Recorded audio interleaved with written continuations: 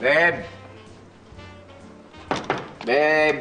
Babe, papasukin mo. Buksan mo itong pinto, babe.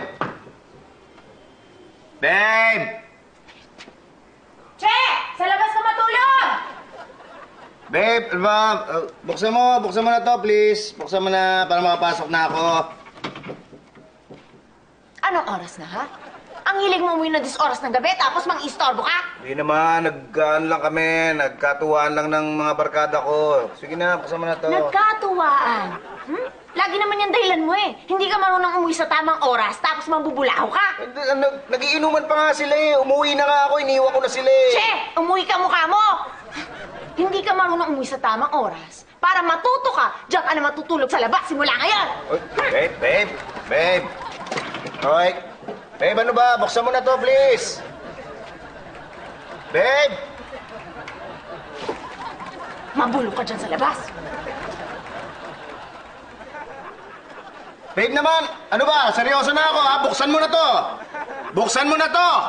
Hoy! Ano ba? Pambihira, oh. Akin yung gusto mo, ha? Sige, paghatian natin tong bahay. Diyan ka na sa loob, dito na ako sa labas titira. Sige, ako pang hinamon mo, ha?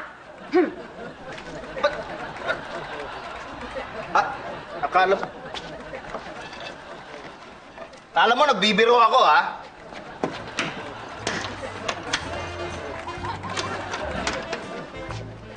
Sige, bahala ka. Dito na ako sa labas.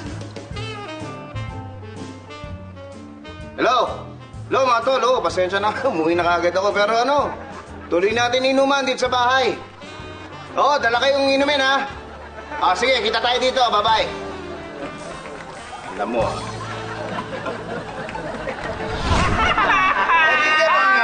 Pagkatapos nun, binigyan niya akong bagong cellphone.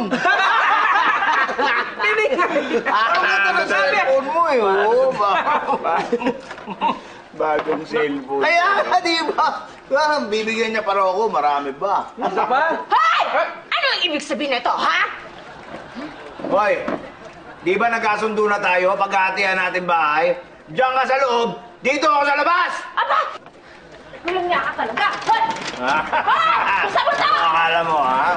Ako! Sinubukan mo talaga ako. Papasukin mo ka dyan sa labas! Papasukin mo ka! Buksan mo na pinta!